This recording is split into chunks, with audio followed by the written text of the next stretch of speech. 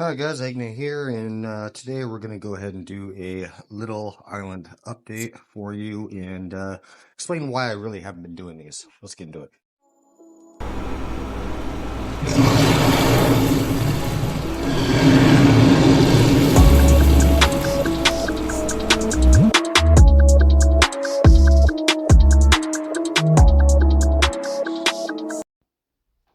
Alright guys, so like I said in a little intro, we're going to do a little island update and let you know what's going on and why I haven't really been doing these.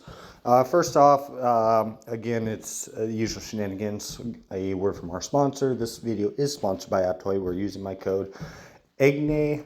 You can get anywhere from 65 or 5 to 65% off all in-game purchases, especially with this island being such a money grabber. It's a great way to save a little bit of money.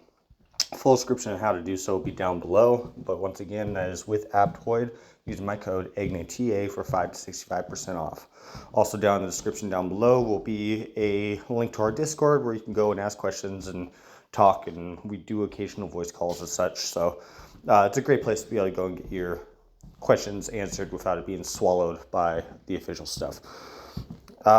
As well as that, if you can hit that like, hit that subscribe, it really helps me out, lets me know what kind of content you guys like, and really just helps me out in general to be able to continue doing this.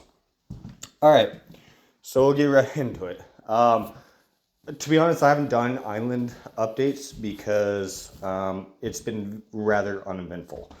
By the time that we have, and I'm not blaming our allies whatsoever, we have two allies that are not very active and they're not able to do what we can. So it's really just been us against the other three alliances.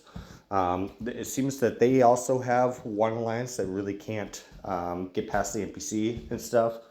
So it's been, for the most part, it's been a 2v1 or a 3v1 situation for this entire island. Not very fun at all.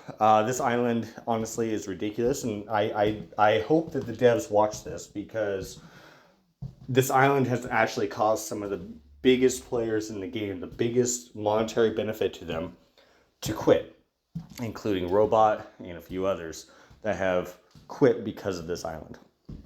So that's something I really wish that they had taken into account. So what is exactly wrong? I mean, I've gone into this a little bit before in one of my previous videos, but there's a lot of things wrong. For one, it takes 2 days for an average alliance, which, you know, an average alliance usually has 20 to 30 people that can actually get on at any given point in time. For an average alliance, it takes 2 days worth of stamina to be able to go through and deplete the NPC towers down enough to do one building. By then, you are spending anywhere from 300 to 400 million honeydew and etc. to be able to actually achieve that. It's ridiculous. I went into this with well over 7G of honeydew. I'm almost out. My alliance is almost out of all resources. It is absolutely ridiculous. So by the time you actually even get to any fighting, you don't have any seasoned stamina left. You don't have any ants left. You don't have fungi left. You don't have anything. In fact, I've literally spent on fungi and stamina just to fight NPC, which is ridiculous. I mean, it would at least be kind of worth it if it added to the kill count, but doesn't even do that. So it is absolutely ridiculous just how retarded they are with this. And there's quite a few things that they've done wrong. For one, these NPC, they have no sense of stamina, they have no sense of fungi, they have no sense of anything. And their march speed is crazy, as you can probably see in the background gameplay that we have going on. I could be sitting right on it, and they're able to march to it from 5-6 squares back while mine is marching, and I'm sitting right by it. So I don't know what they did in those mechanics and how they messed up on that. It's ridiculous, for one. Their ability to be able to port wherever they want, regardless of if they have the wonder or not, is also ridiculous. Their ability just to randomly spawn towers that they are not connected to anything is ridiculous. Now, how do we go about fixing this? There's a few different ways that we can fix this. Instead of making the supply per building, you can make it 4 per area, considering that each alliance of bots is supposed to be in each certain area. Make it so that going after one of the buildings is going to drain all of them. So that way, yes, it's going to be a hard fight. You'll be able to get through it, but you'll be able to keep that supply low enough that you can actually keep moving and do other things, do other buildings, etc., etc. Might take you 2 days to be able to wear them down enough to be able to do so, but then you'll be able to move fairly freely after that to be able to go and take a few buildings before they regenerate or whatever. There's glitches too, like the penguin just apparently just lives in our hill now, so that's also a little weird. I honestly think it was already a bad idea. I mean, I like the concept and the idea if they weren't so difficult. The island would actually be quite fun, but the problem is that they've made it so difficult that there is absolutely no PvP aspect to it at all, or if there is, it's very limited because you're also having to deal with the NPC. So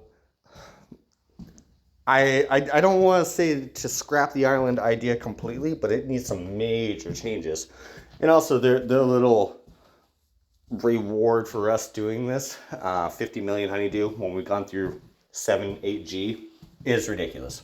There is, I mean, at least give like guaranteed season ant or something like that. Something for this hell that everybody's going through. And making a lot of the biggest names in this game quit. So I think they dropped the ball on that as well.